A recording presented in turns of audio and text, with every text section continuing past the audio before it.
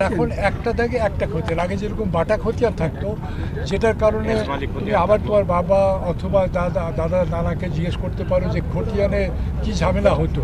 বলতো যে মূল খতিয়ান হতে 100, কিন্তু ওখানে জায়গা গেল যে 342টা ভাগ বটরা আছে। তো যার ফলে কারটা কার উদুরপিণ্ডি বুদর ঘাড়ে হতো, অস্বচ্ছভাবে এটা করা হতো, যার ফলে জায়গা জমি নিয়ে বিরোধ চিরতরে লেগেই থাকতো। সেগুলো আর হবে না। এখন each plot will have independent number and that each plot will have its own independent record of right. এর সঙ্গে নকশাও থাকবে। আই নো যে আমি জানবো যে এই জায়গার এই প্লটটা আমার। আগে সার্ভে হতো, এই আমিন সাহেব আসতেন, তার গ্রামের সামাজিক পরিস্থিতি কী থাকতো উনি বলবেন যে বাবা ভাইয়া বলো না, আমরা সবাই অস্থির থাকতাম। কেন?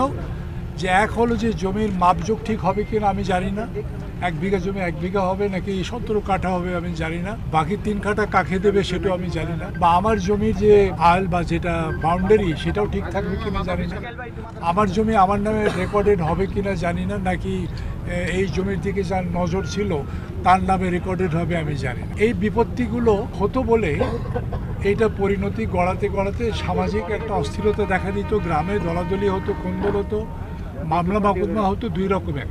একটা হলো সিভিল স্যুট, অ্যাপিল ডিভিশন পর্যন্ত যায়, আর একটা হচ্ছে ফৌজদারি মামলা, এর জমির ধান ও কাটে, ওর জমির ধান এ কাটে, জমির বাউন্ডারি নিয়ে মারামারি হয়, ফৌজদারি মামলা হয়। অর্থাৎ সমাজের একটা বড় অংশ এই ভূমি জরিপের অস্বচ্ছতার কারণে একটা ভোগান্তি হতো, যে ভোগান্তি দিনের পর দিন, বছরের পর বছর, ডিকেডের পর ডিকেড, যুগের পর যুগ এটা আমরা দেখেছি চলেছে, এখনও চলছে। সেটার থেকে চিরতরে পরিত্রাণ পাওয়ার জন্য এই যে ডিজিটাল সার্ভে প্রজেক্টের মাধ্যমে সার্ভে করা হচ্ছে, একেবারে খুঁটি নাটি মানে মিলিমিটার পর্যন্ত এখানে মাপজোক হবে।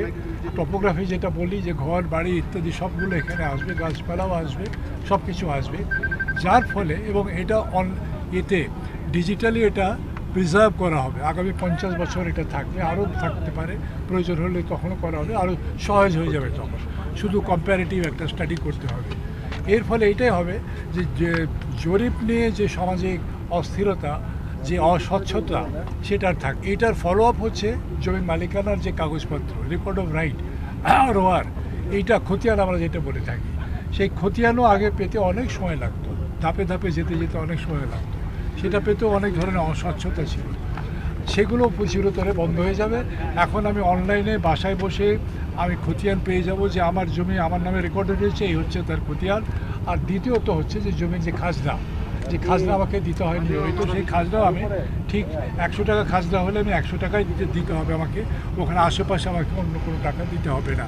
অর্থাৎ অস্বচ্ছতা থাকবে না, যেটা এখন মানুষ ভোগ করছে, দুর্ভোগ হচ্ছে, এবং অভিযোগগুলো আমরা এখনও পাচ্ছি যে আমি 100 টাকার খাজনা দিতে গেলে আমার কাছে 1000 টাকা নেওয়া হচ্ছে, নাহলে আমি কাগজ দেবো দিতে পারছি না বা নিতে পারছি না। আর এইটারই ধারাবাহিকতায় এইটার সঙ্গে সামঞ্জস্য রেখে তোমাদের সবারই দাওয়াত আছে যে ভূমি ভবনে, তোমরা সেটা দেখবে ব্যক্তিগতভাবে যে কর্মকাণ্ড চলছে।